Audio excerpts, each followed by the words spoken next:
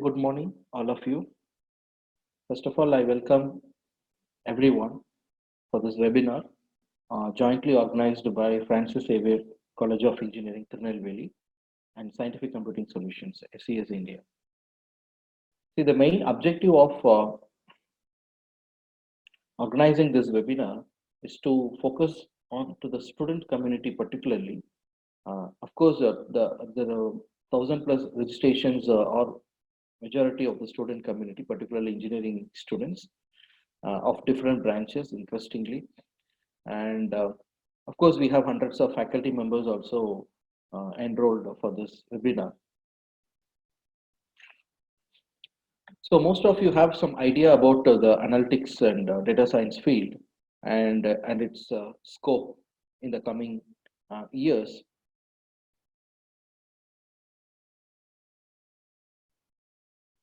So as we are in the lockdown period, how this economy is going to bounce back post lockdown, and you're skeptical, and you have a lot of thoughts in your mind.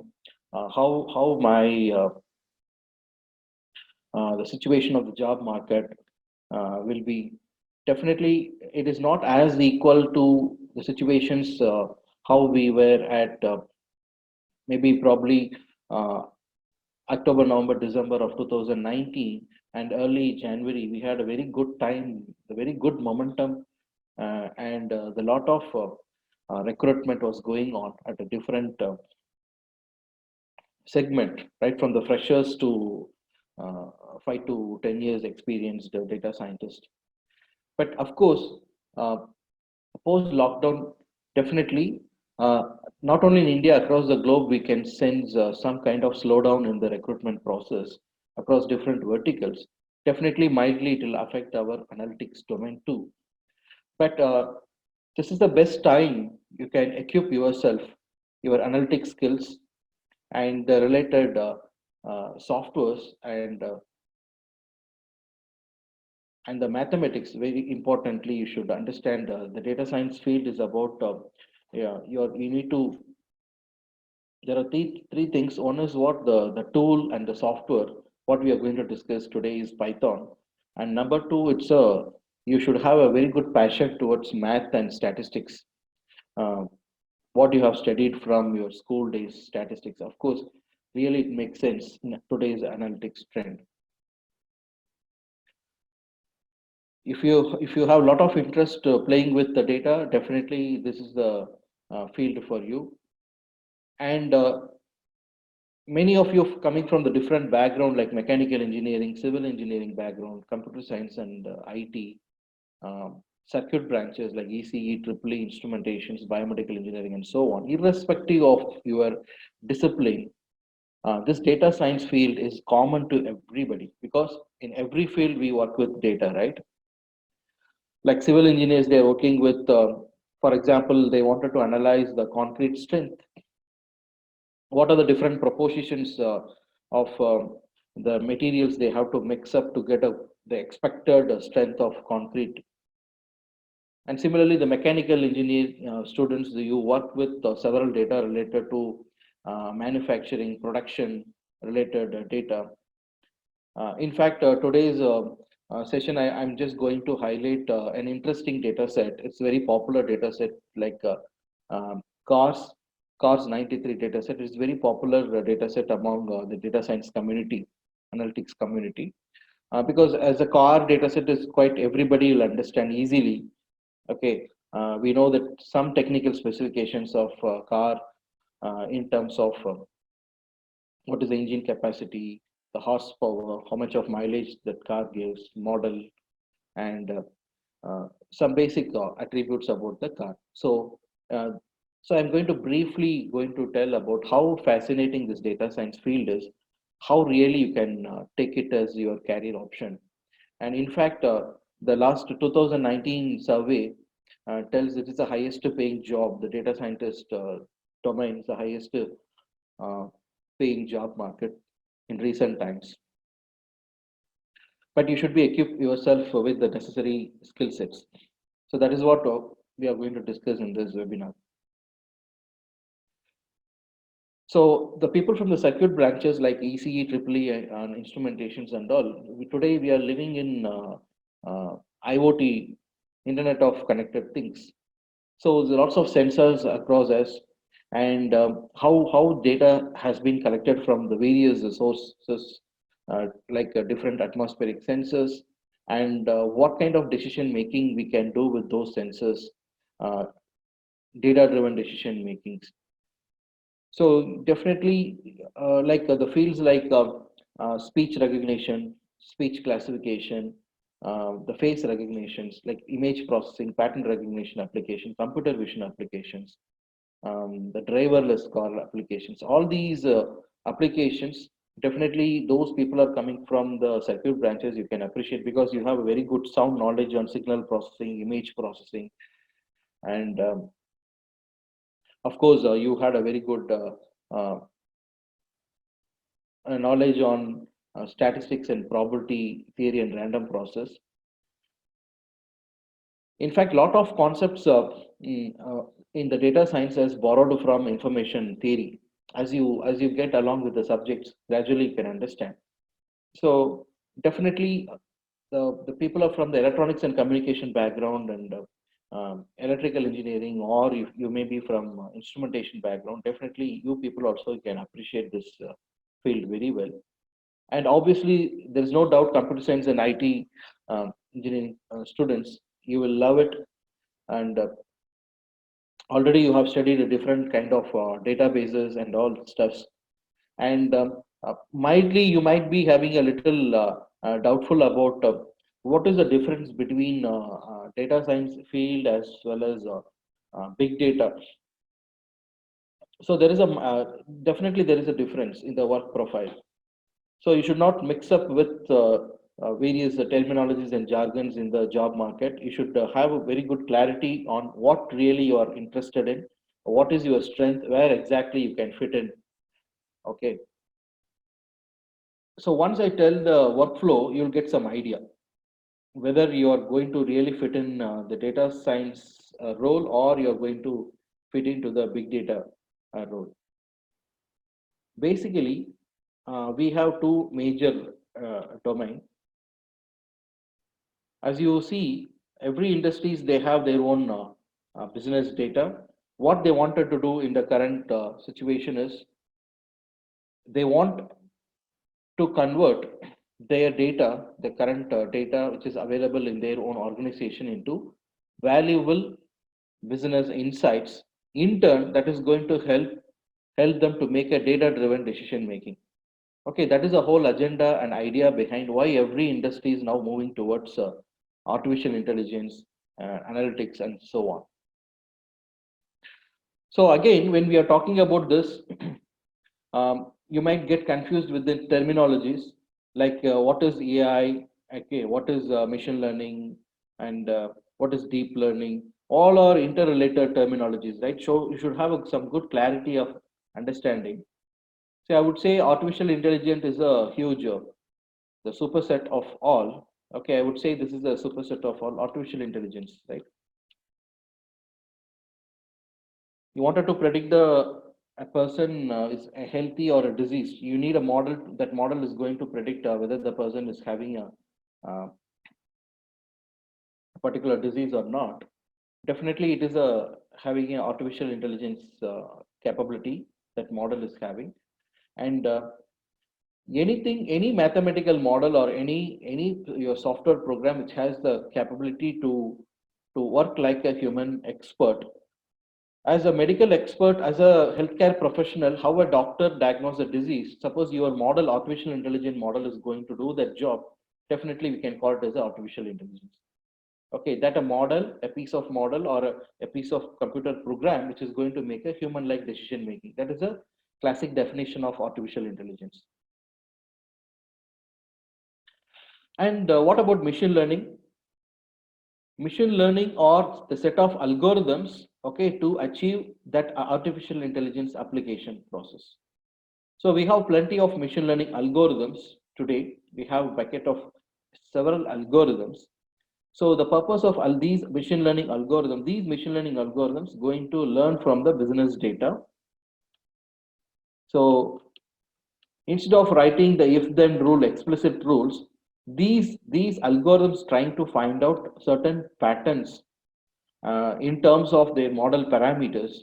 It captures those informations. In turn, those algorithm is used as an application for artificial intelligence. So we have plenty of algorithms ranging from simple linear regression model to neural network model. So you'll be wondering once again where deep learning exactly fit in here in this space. Of course, deep learning is also one of the machine learning model, but this artificial neural network exists three, four, many decades before, right? But today we are talking too much about the neural network because those days we don't have that powerful computational platform like today we are enjoying with a platform called TensorFlow and Keras you might have came across. These are the powerful computation platform today. It is possible. That is why these classical neural network is getting a new shape in the form of a deep learning. Of course, little changeover in terms of architecture and all. So deep learning is also one among the machine learning model, which is a why. What is the purpose of machine learning model is to solve this. You need to build an algorithm. That algorithm should learn from the data, the key patterns, and in for future in real time scenario for their business use case, they need to use such models to predict. So irrespective of the application area, like healthcare application I was mentioning, you can use it for the financial domain, banking, finance. So you can predict a very particular customer of a bank will default a loan or not. You can use such machine learning algorithm. We can use it for the stock market trading, whether a particular stock value will go up today or tomorrow. Um, so the applications are ranging countless, right from finance, banking till e-commerce, retail. So you know that we are very the e-commerce portals like Amazon, Flipkart, and all. They are giving some insights about a particular product when you surf through particular product descriptions, and they give some kind of inputs to you to the customers saying some recommendations to you, right? The customers who purchase the so and so product also purchase this product. This is a just one kind of an algorithm which I was mentioning about the machine learning algorithm. So those kind of recommendation systems we call it comes under the recommendation engines, we call it as. That is the one part of your ML algorithm, one particular application area. Like we have several kind of application areas in machine learning algorithms for the different real-time problems. So data science is the fundamental science to do everything. So data science, it is a science which is going to deal about the data because after all, we are going to work with the data. So what are the different ways you can treat the data right from the data acquisition part? So how you are going to acquire the data, then what are the different measurement scales in the data, and how you are going to deal with uncertainty in the data in terms of so incorrectness in the data, missing values in the data. So we call it as a data cleaning process and stuff like that. So once you prepare the data, how you are going to take that data to the model building, and how do you do the performance evaluation and validation and stuff.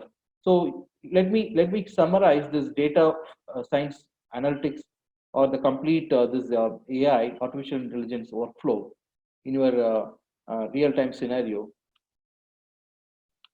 So always we should start with the business problem.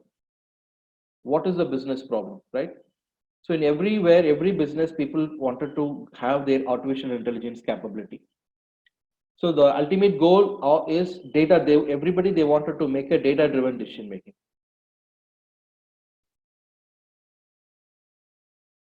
One simple example I would say, like for a data-driven decision making. Imagine one fine morning you just get up from the bed and you just feeling a little feverish, and your mom is touching your cheek and she's telling, yeah, there is a mild fever. Okay, this is very qualitative, right? Why I'm saying a qualitative, you have not done any measurement about the temperature, how much temperature you have.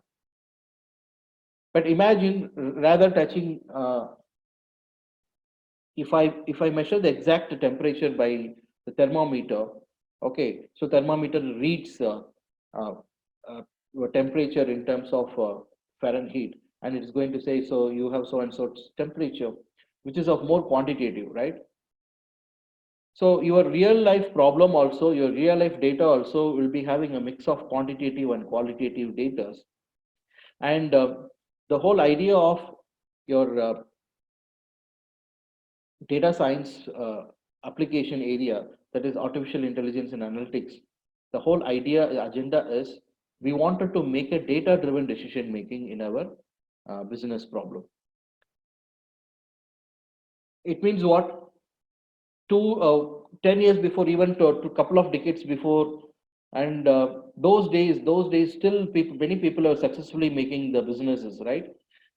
They were doing businesses successfully without data science.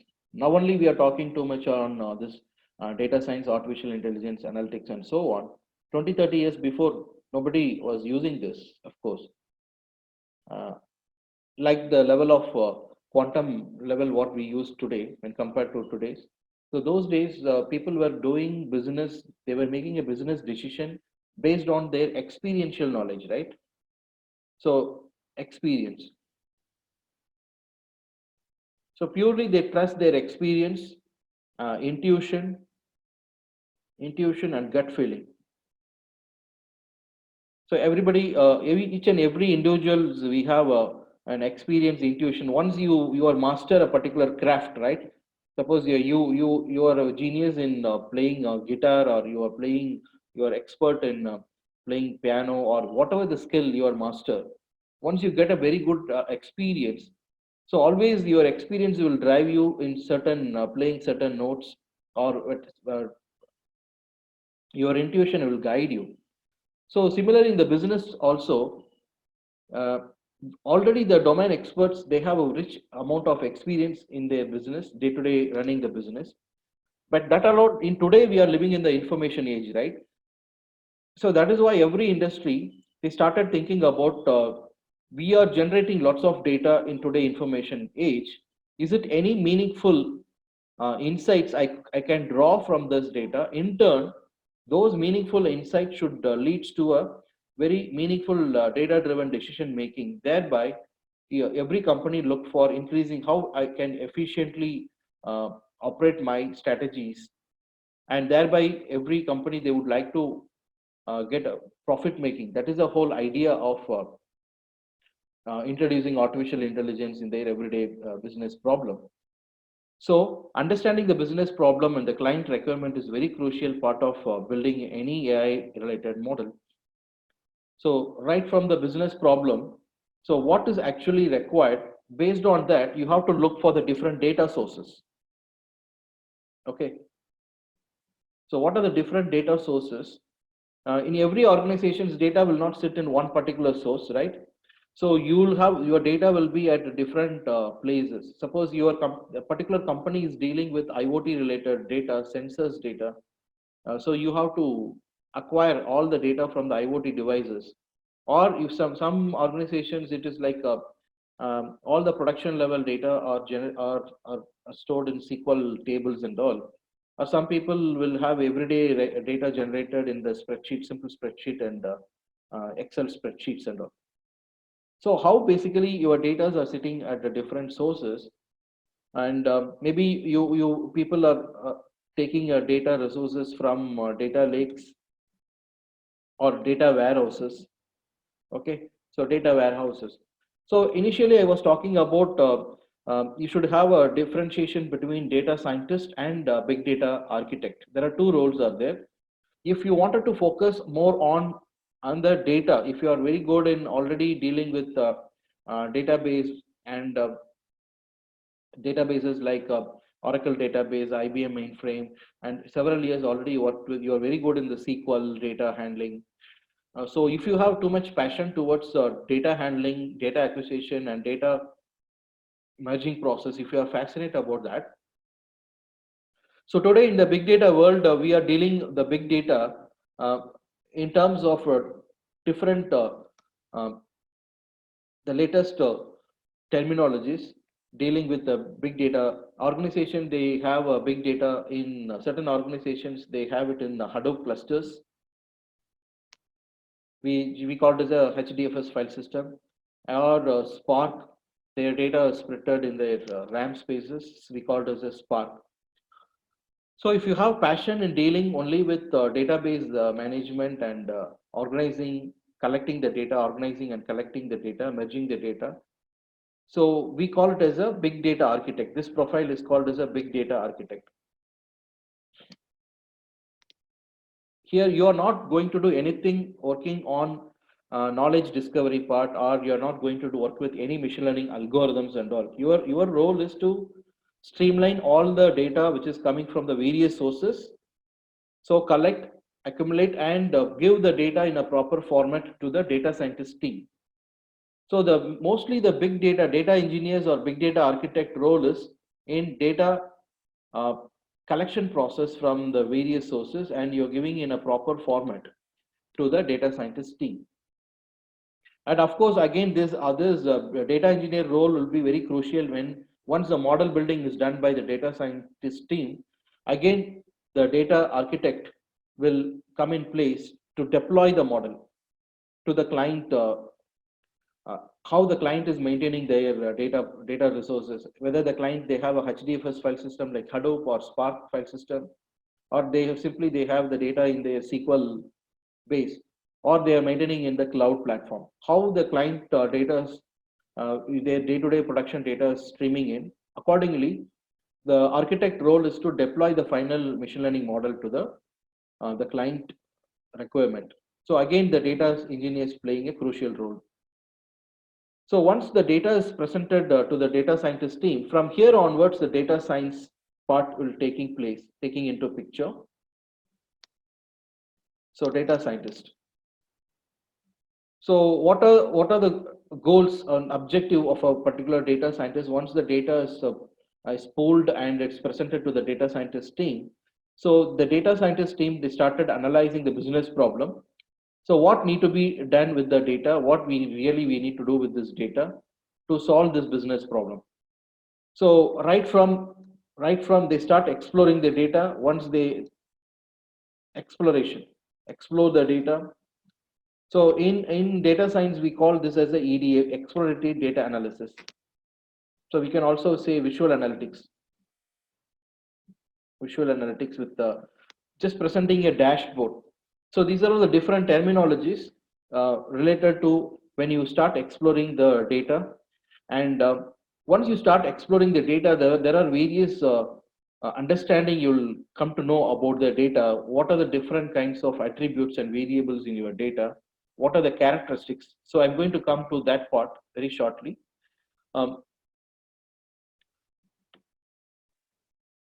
So exploration level, if you do in terms of represent the whole data in terms of graphs and charts and draw some story out of that dashboard, that is the exploration. Of course, whatever the real data, it is not perfect.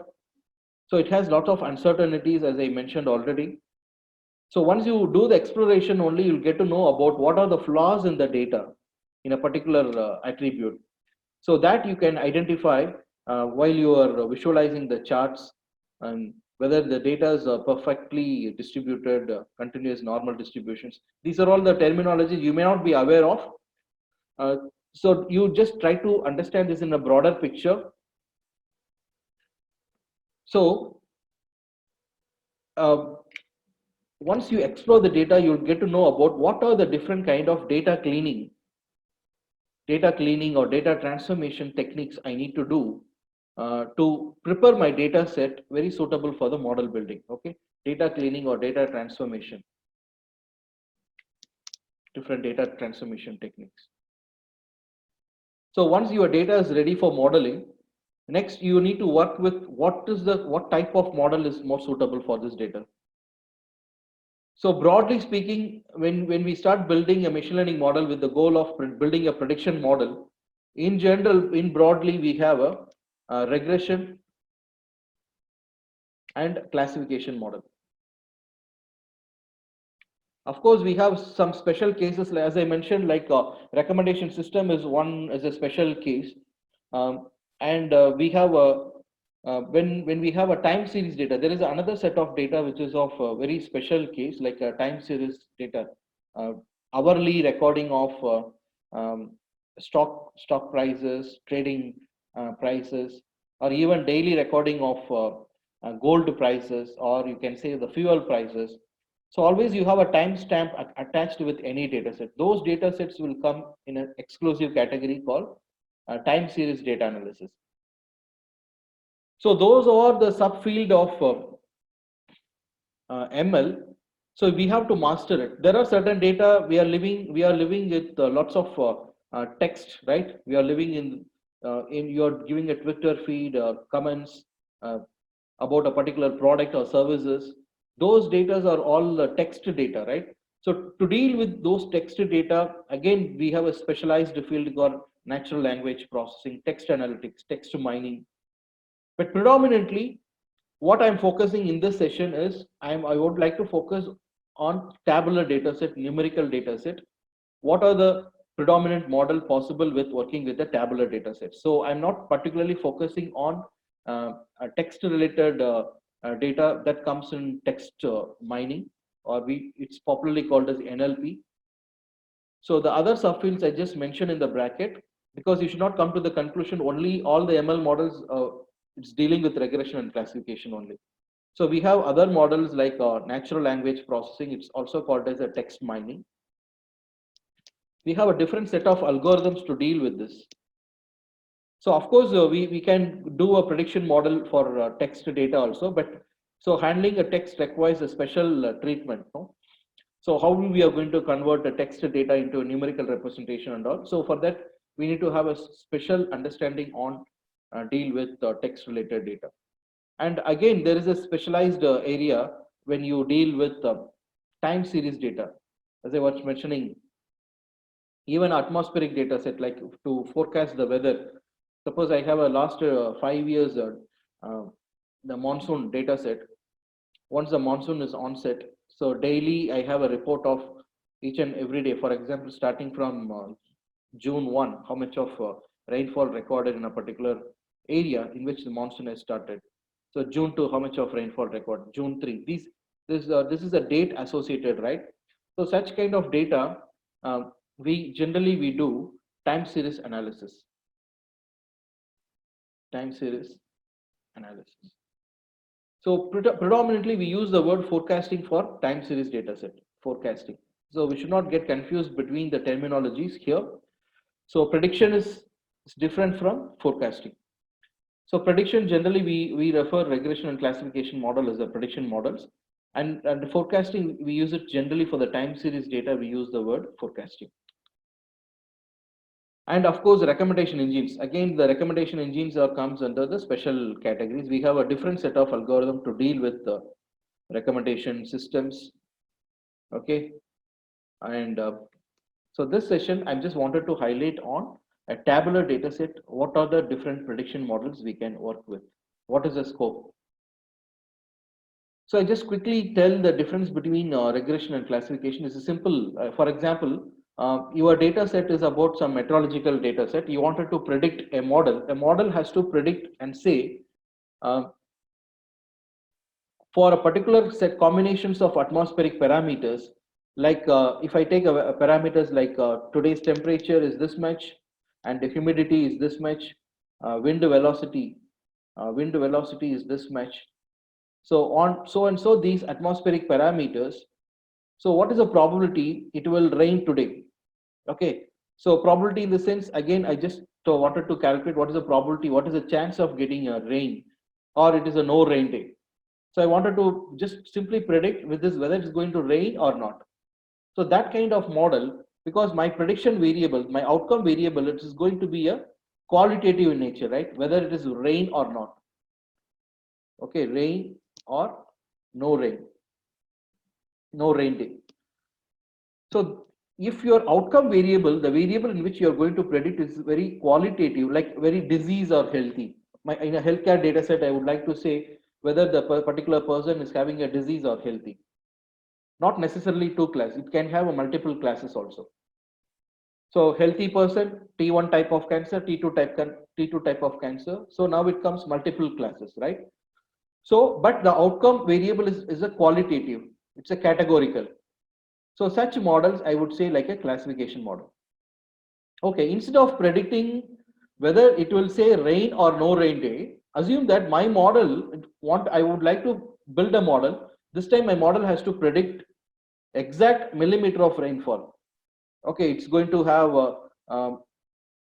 58 millimeter of rainfall for so and so combination of independent variable. Generally, we use the term independent variable because we are going to predict the amount of millimeter of rainfall based on these independent variables. So I'm going to call this as a dependent variable. This dependent variable, why we say it's a dependent variable? Because they depend on these independent variables. If my dependent variable is of quantitative continuous in nature, then I build a prediction model. That name we called as a regression model. That is a fundamental difference. But ultimately, we call both these model as a prediction model. Are you clear? So the data scientist role is to build a suitable prediction model which solves the business problem. What is the business requirement? What prediction model will really, whether it's a regression model is suitable for this business problem or a classification model is suitable for this business problem. Of course, we have special cases like these things. Okay. So that will come whether I need to work with time series data, because your business problem deals with the forecasting, you need to work with time series data. If the business problem deals with the recommendation system to the customer, you need to work with recommendation engines models. And of course, your business problem is dealing with text related data. We need to work with text mining applications. So once you do the model, okay, you have to choose the appropriate model selection. And once you build the model, okay, next you do the build the model. Of course, building the model requires a lot of steps, internal steps involving like choosing the right set of features, right? Choosing the right setup. I should not use a feature which is not relevant to predict the rainfall. So we have to be very careful in what are the right set of features, what are the different strategy to choose those features, what is the statistics governing in the background in choosing these features and all. So your data science is going to deal with that. So we have to build the model based on those understanding. I build the model. So how do we make sure that our model works perfect, right?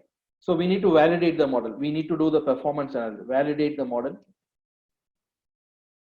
So we have a very standard validation technique like simple train test split as a point validation and k-fold cross validation techniques are there. So what kind of validation method I'm going to use for my model? So if it is a regression model, I have to use the performance metric related to the regression. So the validating the model should be related with what performance metric I choose. If it is a regression model, we have a set of performance metric. If it is a classification model, again, we have a bunch of performance metrics. So according to the model, we need to choose the performance metric and we need to validate the performance of the model. So typically we will be performing k-fold cross validation. So these are the terminologies. Those people are new to this field is too early to understand these things, because as I told you, try to get the overall picture of this field. Then you can gradually explore each and every step how actually it takes place, right from taking the data, exploring the data cleaning, model building, and validation, and finally deployment. So once your model is validated and finally your data is ready for the deployment, right? So of course, when you do the validations, we need to do a little bit of fine tuning required. Okay, so fine tuning is required. So again, here you'll be learning about on what basis I will be fine tuning the model. So there are the error is broadly categorized as bias error and variance error.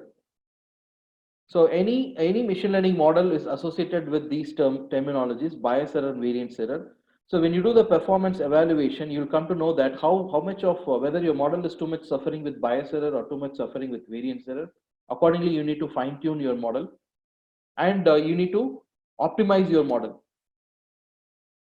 optimize the model performance. So all these things, it involves a lot of mathematical understanding and statistical understanding it requires. So the data scientist role is to do all these steps and optimize the model. Finally, your model is ready for the deployment. Your model is ready for deployment. So from here onwards, again, your architect team will take care of. So what according to the client requirement, right? Your client day-to-day file is your data is streaming in the form of a simple JSON file, or whether it is like a SQL or Hadoop cluster. Accordingly, your final model will be deployed and streamlined with the production scenario. So this is a complete workflow of typical workflow of building a machine learning model, and the science governing this all these steps is the data science. Now let us focus on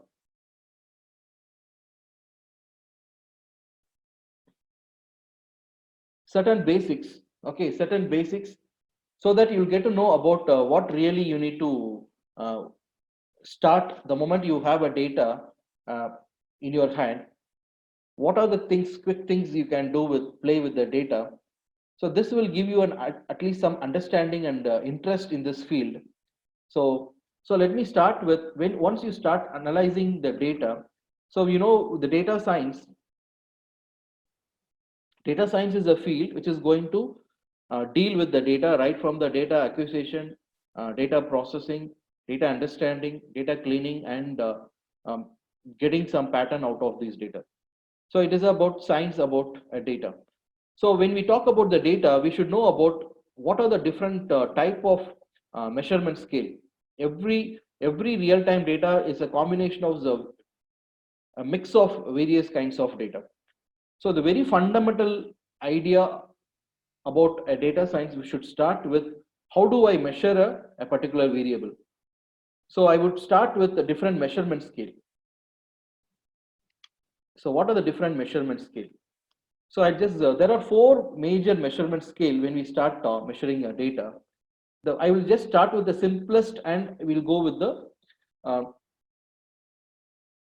simplest. Why I'm saying a simplest means because the very first category I'm going to specify as a nominal data, nominal scale. It is a nominal scale. Because why I use the word simplest here? Because here the number attached with this data does not have any meaning. So the another name of nominal scale is what? It is a categorical data. Categorical. The classic examples is what? Suppose your data has a gender column. Gender column. You have a male. Male is attached with a number 0, and female is attached with a numerical label called 1.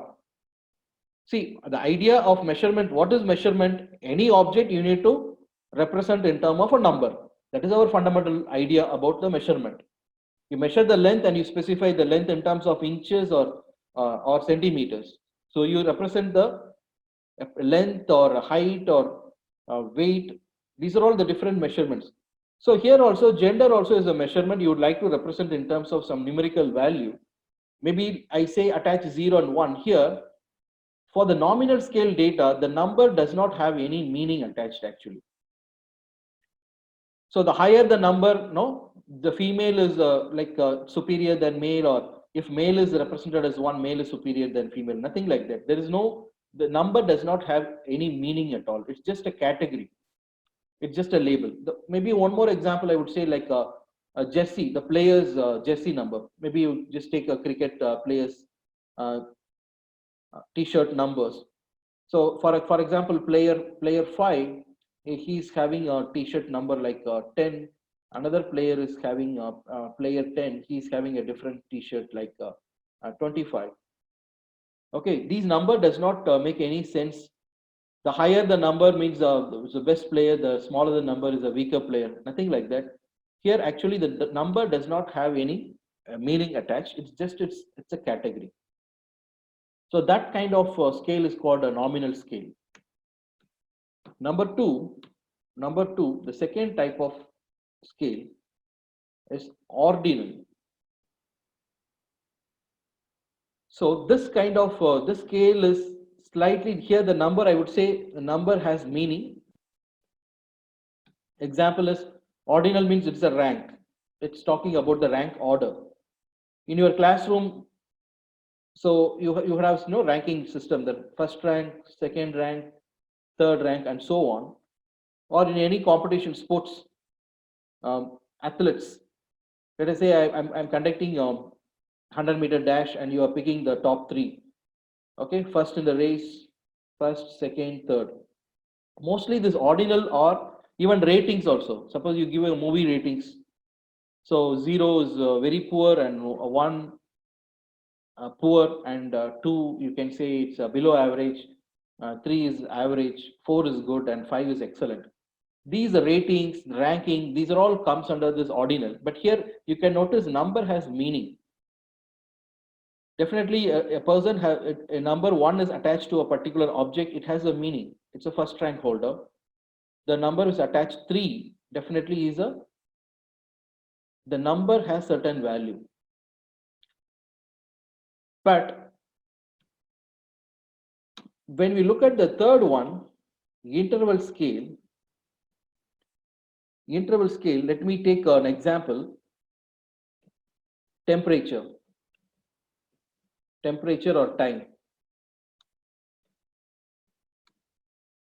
I'm going to compare this interval scale with ordinal scale. I'm going to ask you a question. Suppose I'm taking a temperature in degrees Celsius. Suppose I take 45 degree and 46 degree. Any two consecutive temperature, if you take, and you take a difference between 46 degree and 45 degree, we have a difference of 1 degree Celsius, right? And you take a difference between 34 minus 33, we have a difference of 1 degree Celsius. In what is the interval scale data? Any two consecutive record, if you take the interval is fixed actually. In time, if you take a difference of 10 hour and 9 hour, the difference is 1 hour. Even 3 hour and 2 hour, the difference is 1 hour. In terms of minutes, 5 minutes and 4 minutes, we have a difference of 1 minute. 8 second and 7 second, you have a difference of 1 second. So everywhere you have an interval is 1. But of course, naturally, number has a lot of meaning. Only except nominal scale, all other measurements, number has a meaning, but it has certain additional quality. What is the additional quality interval scale is having? That interval is constant. You might ask me a question, why not here also 2 minus 1 also 1, 3 minus 2 also 1, here also the interval is constant. But look very carefully in the ordinal scale.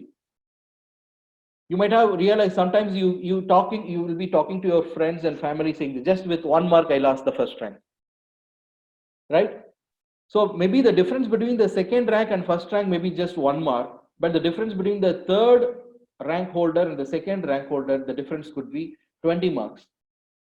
Similarly, in a sports, no, if the person who reached the goalpost first may be crossing at 10 seconds, and the second person is reaching in 11 seconds, and third person could reach in 15 seconds.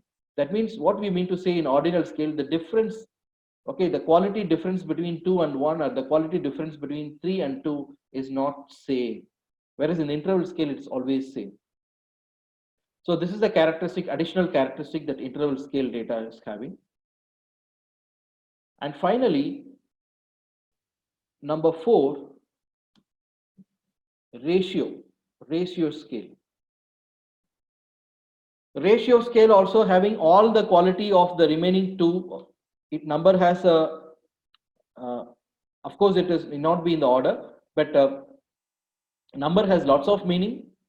And the interval is fixed here, like interval scale data, ratio scale data also. For example, let me take a kilogram, weight in the kilogram, or height in centimeters. These values, if I take two particular 57 kg minus 56 kg, any two consecutive record, if I take, the difference is same, like interval scale data. But additionally, ratio scale data has an additional quality, like ratio has a meaning here. Here additionally we have a ratio is meaning, whereas the ratio is meaningless in the interval scale data. What does it mean by that if you ask me?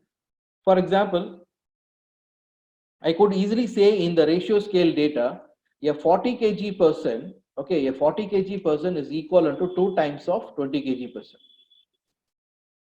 Right? A 40 kg person is twice heavier as a 20 kg person. Or a person which is of a height of 160 centimeter, I would say 160 centimeter, he is twice the height of 80 centimeter person. So always here the fraction, I can say the fraction as like a 2:1 fraction. Ratios having a meaning, but in the interval scale, ratio does not have a meaning. We cannot say, for example, 20 degrees Celsius. Of course, we are in the peak summer. 20 degrees Celsius in Tamil Nadu is not possible, right? Except the hill stations, right? Assume you cannot say 20 degrees Celsius, 2 times of a 20 degrees Celsius is equal to a 40 degrees Celsius.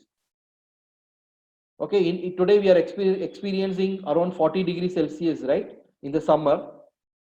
How you cannot say 40 degrees Celsius is equal to 2 times of 20 degrees Celsius. 20 degrees Celsius is a very cool. 2 times of 20 degrees Celsius is not equal to. So ratio does not have a meaning in the interval scale. Of course, the one more characteristics ratio scale having in which the interval scale does not have is in interval scale data, there is no absolute zero. It means what? When I say 0 degrees Celsius or 0 time, it doesn't mean that time does not exist or temperature does not exist. Whereas in the ratio scale, 0 has an absolute meaning. For example, when I say 0 kg, there is no weight. 0 centimeter, you can say there is no height. 0 rupees, there is no money. 0 years, age is 0. It has a meaning. 0 has absolute 0, it has a meaning. But in the temperature scale, interval scale, particularly if I say a temperature, say 0 degrees Celsius, it means it's not absence of temperature, right? 0 degrees Celsius, still it has a 32 degree Fahrenheit, or you can say in terms of Kelvin, 273 Kelvin, right? 273 Kelvin. Still 0 degree has a certain temperature, it's the freezing temperature, right? So this is what the predominantly your real-time data has these qualities. According to this quality, we need to understand the characteristic of the data. Whether my data set has a column which is a gender, I need to understand this in terms of nominal scale. What are the different graphical measurements, or what are the measurements are possible for a nominal scale data? How do I treat the nominal scale data? Similarly, ordinal scale data, how do I treat? Interval scale data, how to treat the interval scale? Ratio scale data, how to treat? Predominantly, we refer this first two as a qualitative data, and the third and fourth category we call it as a quantitative data. In a broader sense, we can say it is a qualitative 1 and 2, and 3 and 4 is a qualitative data. Okay, next 15-20 minutes, I would like to address the usage of Python. Because when we talk about data science, the three software will come into picture. The three most popular software across the globe, particularly in the field of data science, ML and AI, is Python, R, and SAS.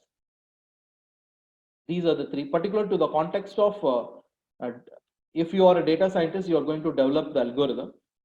These are the popular three software two packages: R, Python, and SAS. Except SAS, R and Python are open source. SAS is a software, it's a proprietary, it's a license. You need to get a license. Predominantly, clinical research company, clinical research and pharma, drug development company, drug research companies and all, they use SAS. Predominantly, I'm saying. R and Python are open source package.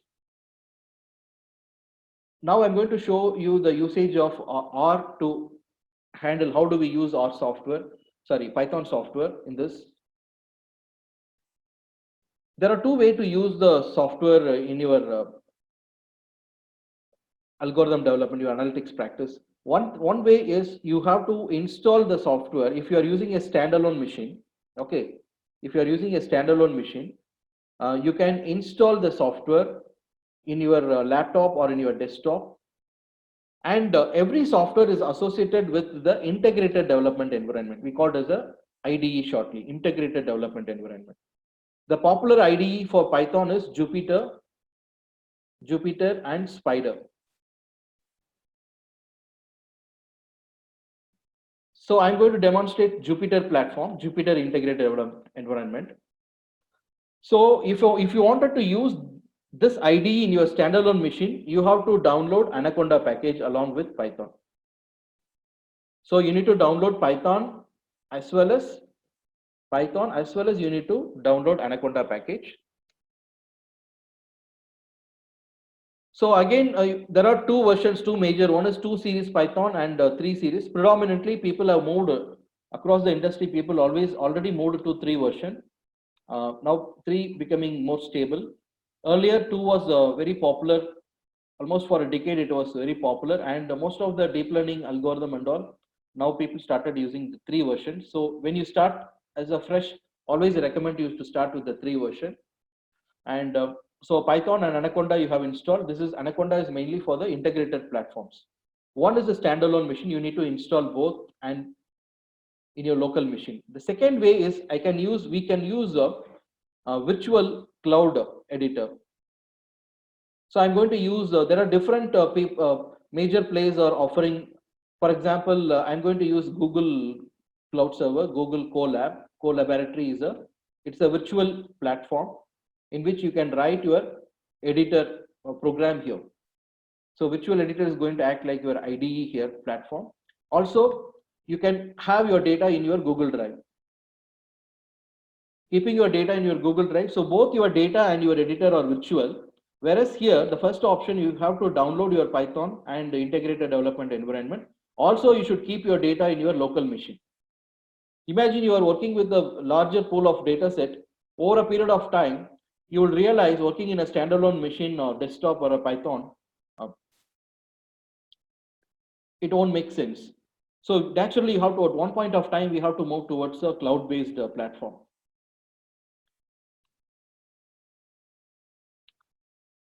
I'm just opening my Google Colab. So once you, how do you access this Google Colab is like you have to access through your Google Drive. So you have to keep your data and Python files in your Google Drive. You have to upload those files. Once you have uploaded, now you can access the files like this. Since many of you are might be new to Python programming, so the scope of this webinar is not to teach you the start from the scratch of Python. After all, this is about a 90 minutes webinar. Just I'm going to give you the glimpse of how the data science, how you're going to implement a data science project or it's a machine learning algorithm. How do you build a machine learning model in Python programming? So we have lots of, one of the powerful plus point of Python programming, why Python nowadays is very popular for this ML and DL applications is Python has a very rich set of libraries to handle with. And moreover, Python is a general purpose software. Many of you are not aware, see Python was there for 30 years. But now for the last 5-10 years only, particularly the academic industry is talking about Python, showing interest in Python in the last recent 5 years only. But it was there, 1989 it was developed to replace the ABC software. So Python is a general purpose software. You can build even you can build a game development applications or your database management applications or web development applications. People are using Python from several years before. But once the Python started, the usage of Python increases for machine learning and deep learning, data science particularly, it gains lots of popularity. So I'm going to use the virtual editor as well as the Google Drive. So I have to import my Google Drive. I have to connect my Google Drive to the virtual editor. So I need to mount my Google Drive. Content/drive is the root of everybody having a Google Drive login account. So your root folder will be always like a content/drive my drive. So inside that I kept my folder name is Python for ML Mahesh Anand webinar. So I'm going to just show you a glimpse of how a real life data looks like. So this is an automotive data set, car sales. It is one of the popular data sets in a data science field. It's popularly called as Cars 93 data set. Actually, this data set is it is about the different car and its price with their different technical specifications. This is the data set of US cars data set taken in the year 1993. Most of the car model, you can see, it's a very old model. But however, let us not bother about the which year this data set is. Here the scope is how you visualize your data in your Python and what are the things you can play around with the data as an initial, the first hand information you get from the data. See, I'm loading this data. You can see the file extension is like CSV file. Python has a capability to handle varieties of data, right? From CSV, Excel file. You can also directly read a table from your any web page, HTML page. SQL data you can pull in. So according to the nature of the data, we have to use a particular library to read the data. And the moment I read the data, you can see the data size. It is a tabular data. I have 93 rows and 27 columns. Obviously, this is a smaller data set, but when you start working with some real projects, you'll be working with thousands of records. Always, it's not a good practice to display entire records. So we have an option to see the head and tail of the data. See, the moment I display the head of the data, we call it as a data frame. Data frame is a particular type of data. It's a popular type of data type when we do the model building, machine learning model building and data science. See, as I'm talking about the different measurement scales, you can see by looking at the first 5 records, the head will show you. You can see the manufacturer. As I told you, it is a nominal data, right? It's a categorical model again. So what model it belongs to, nominal, what type it belongs to, whether it's a small hatchback or mid-size or it is a sedan or SUV type. These are all the nominal records, and you can see the quantitative record like price. So this data set is popularly used to predict the price of a particular car. Now let us quickly understand what is the business requirement. Why do we need to work with this data? What is the use of it? If you ask me, see nowadays every automakers are they are very competitive, and any brand is very popular in the market. So the next brand they started giving a release the competitor of that brand. So in media and all, you can see like now Brezza rival. Honda is launching a Brezza rival, or Maruti is launching a Venue rival. Why they use the word rival? Because they're going to compete with that model, right? In that segment. So strategically pricing the car price is one of the business requirement in which every auto manufacturing industry is looking for. So this is that particular domain, car data set. You can see the different specifications they have given, like what is the mileage in the city, because it is a US car data set. Mostly the units are the mileage in gallons, and yeah, we can see other specifications like airbags. Like this record, there is no airbag, driver and passenger, driver only, and drivetrain, whether it's a front wheel drive or rear wheel drive or it's a 4-wheel drive. Again, it is a nominal data. Cylinders, how many cylinders that car is having. So we need to explore this data, and what are the factors affecting the price of the car? Which factor is playing a crucial role in determining the price of the car? Okay, now let me check some analysis between these variables. If you wanted to do some analysis, okay, let me visualize the price of the car versus. Let me take one maybe a weight, or I could say we have a horsepower. Can you notice we have a horsepower? Horsepower. I'm interested to see how price of the car varies with respect to horsepower and how price changes with respect to mileage. Okay, let us have a quick visually let us go through the relationship. So for all the plots, Python is having a very popular package called matplotlib package. So matplotlib. So I'm making use of that PLT function, plt.plot, or we have two functions. One is scatter. I'm going to see a scatter plot between what is my first variable, x-axis, because see, x-axis is, remember, always you have to put your independent variable in the x-axis. Y-axis, I need to put the dependent variable, because here I wanted to use price as a dependent variable. How horsepower is influencing the price. So horsepower I'm going to treat as my independent variable, and dependent variable is what the price. Now I want to see the XY scatter plot. My data, entire data is loaded in the capital B data frame. So I have to specify B of, you have to, this is the way you have to fetch a particular column. So x-axis is what the horsepower I'm going to use. Horsepower versus B of price.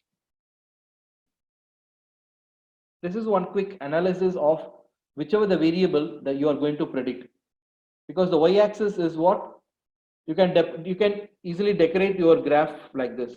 We have X label. What do you have in the x-axis? X-axis is the horsepower, and y-axis, y label you can set. Y-axis is the price. Just wanted to see already we have a set of 93 records. For different types of cars with different pricing, you are analyzing the relationship of a price with respect to one technical parameter called horsepower. You can see as horsepower increases, the price also increases. It is a positive relationship, right? Obviously, we can easily understand it is a, because why I have taken this data set is everybody can understand irrespective of your discipline. That is why I have taken, because everybody, we know, we at least we can ride a two-wheeler, we know little text specification about the engine, right? Higher the horsepower, naturally if you purchase a 200cc bike and 100cc bike, you compare the prices. Naturally your 200cc bike will be priced higher when compared to 100cc bike. So as horsepower increases, the price of the car also increases. What kind of relationship you can explore? Similarly, I'm going to analyze price with respect to another variable. This time I'm going to take mileage, because the Indian customers are very much particular about the mileage, right? The first thing they will ask how much mileage this car will give. So we have a mileage input here in our data, MPG city. Okay, let me take a city mileage and highway mileage is there. Let me take a MPG city here. So MPG in capital dot. So whatever the way your headers are there, in the same manner we should give. So mileage versus price. I would like to analyze mileage versus price. How mileage is influencing the price of the car. Look at this. This is positive relationship. As X increases, Y axis increases. Interestingly, you can see as mileage increases, your price drop, right? Actually, look at this is a negative relationship. Technically, once you are familiarized with the terminologies and all, I'll be using a technical term called correlation, negative correlation, positive correlation and stuff like that. Since many of you are attending this, doesn't have any prior knowledge about, because the first time you are entering into data science terminologies and concept. So that's why I'm not, as much as possible, I'm not bombarding with lots of jargons and terminologies. With simple common sense language, I just use it. So as you see, x-axis increases, y-axis also increases. But here, as x-axis increases, y-axis decreases. It means what? The higher mileage cars are low priced. Naturally, you know the relationship between the power and mileage, right? Naturally, those cars giving a high mileage will have a less power, naturally. The cars giving a very high mileage will have a less power. Similarly, the cars will give a less mileage, or in other way around, I can say the higher horsepower, whichever the vehicles are giving a horsepower is very high, naturally your mileage will drop. Because for power, you have to trade off with the fuel. For more power, the engine will burn more fuel. Naturally, the mileage will drop. So the vehicles like SUV type of vehicle, 4x4 vehicles and all, four-wheel drive vehicle and all, it will draw more power. If you are looking for power, you have to compromise with the mileage. So this is how the design engineers, they will be working on several parameters. Tomorrow, imagine a vice president of a team, for example, the sales team, they wanted to figure out, they are working with a new product. A new product is having so and so technical specifications. Okay. Now they wanted to strategically price their product along with their competitors. Okay. So if they have a prior last 5-10 years records of different kind of cars, let us to the context of Indian context, let us collect all the records last 5-10 years of different cars, right, across the different manufacturers, including Hyundai, Maruti, Nissan, and you take all the brands and you have this data set. Imagine tomorrow any car maker, they are going to launch a new car uh, in competition with another car maker. They could use such a model. We have not done any model building and all. I just given a glimpse of some how do you are exploring your data, establishing a relationship between the data set. So just one simple scatter plot I have given, and there are various ways to visualize your data exploration. For example, price alone, if you wanted to see how my price distributed. So already I have plotted that graph, what is the distribution of price. I'll show you. So price is a continuous quantitative variable. I have given, we call it as a histogram. So B of price, when you see a histogram, you can see the histogram. So this kind of histogram in the data science field, in statistics field, we call it as a right skew data. Because you can see in the right hand side, majority of the cars are in the price bracket of around 20 lakhs. Actually, here the unit is not in the lakhs, of course, in thousands of dollars actually. So majority of the cars are in $20,000 average price. But there are very few cars at $50,000, $60,000. They are expensive cars also inside the list. For example, Mercedes, Infinity, these brands are very expensive. So they are included in the data set. That is why it shows very less in number, 1 or 2 records. But majority of the cars are in the lower, the average price range of $20,000. So these kind of analysis, the moment you take the data set and you can have a view. For a quantitative data, what kind of analysis I should do. For a qualitative data, what kind of graph I should do. For example, quantitative data, we have discussed, right? Categorical data. We can see bar plot like this. We are talking about the airbags. Out of in my records, how many cars are having no airbag at all? No airbag. We have around 33 records. And the driver only, how many records? Driver and passengers. First, we have to start with a simple analysis of visualizing all the columns, understanding some idea and a conclusion about your variables. That will take you to have a realization of, okay, if I wanted to predict the price, what are the other independent variables influencing my price from your visual understanding, that is from the visual exploratory analysis, then it will help you to choose the suitable variable to predict the price. So this is just a preliminary analysis to start with the data. Then we have to do a lot of advanced analysis with the statistical measures and all. For that, you need to understand certain statistical terminologies. Because right from the school days, the moment I tell statistics, immediately mean, median, mode, or standard deviation. These are the certain terminologies already you're familiar with. But along with that, we need to study certain statistical ideas behind choosing the features. So we used to say that what is the descriptive statistics, what is the inferential statistics, how inferential statistics is playing a role in machine learning algorithm, and what is the difference between a statistical learning and machine learning. All those things are the building blocks of your ML algorithm building strategies.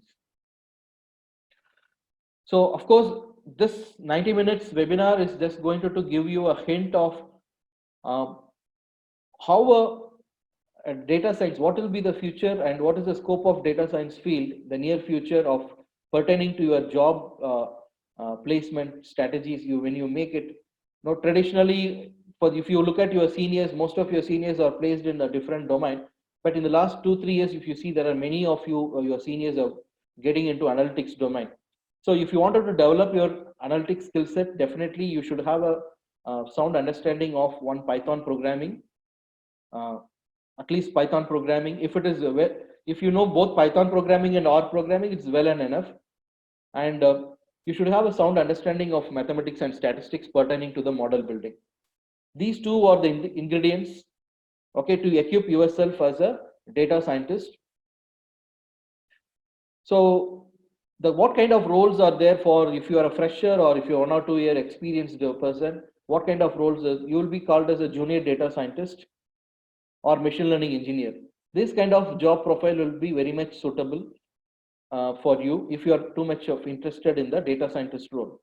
Otherwise, on the other hand, if you are interested in Hadoop, I wanted to learn the big data structure like Hadoop, Spark structures, and if you are fascinated too much of fascination with database management stuff, warehousing, data warehousing, if you are too much interested in that, I could recommend you data architect role for you. Otherwise, if you are too much fascinated with data science, fascination working with the numbers, playing with data, really this field will be really suitable and for you. And the moment you start working with your own domain data set, it will be more fascinating and more interesting to you. The civil engineers, you start working with your own domain data set, it will be more of a fun. Structural data, you can work with structural analysis. Mechanical engineering, again, this is related to automotive manufacturing data set. You start working with image processing related data set for computer vision, pattern recognition applications. So once you start working with your own domain, still this field will be more of fun and fascination. If you have a real love towards math and stat, this is the field for you, right platform for you. So that's all about my talk. My focus is to give you an idea and insight about how Python is emerging as a very popular tool in data science field. Of course, now there are the technology is very fast changing, right?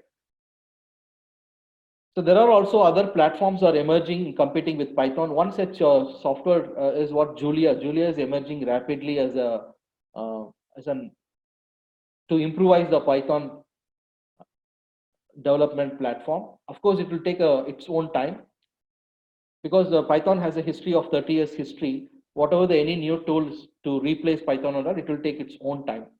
But at least for next 5 years, you can say that there are a lot of industries are looking young talents like you to start work with their business data for model building, for building intelligence AI related models, for analytics or prediction models. And once you get a good idea on this data science, the basic data science prediction models, then you can take the next step ahead to specialize particularly on natural language processing. You specialize on time series modeling. You make a specialization on recommendation engines. So for all those specialization, I strongly believe this is a base and foundation. Once you keep this foundation very strong, on top of that, any kind of specialization we can easily go for. I hope you got some useful information related to data science, how Python you can make use of to make your career decision making. Now I'll be happy to answer your questions. If you have any doubt related to anything related to this webinar, I'll be happy. And also the coordinators also will be joining with me to answer your queries and all. So once again, I just conclude this webinar by thanking the organizers, Francis Xavier College of Engineering department, and meeting all of you through this webinar talk. I'm very glad. So now it is open to questions. Thank you. Thanks for your patient listening. Yes, please.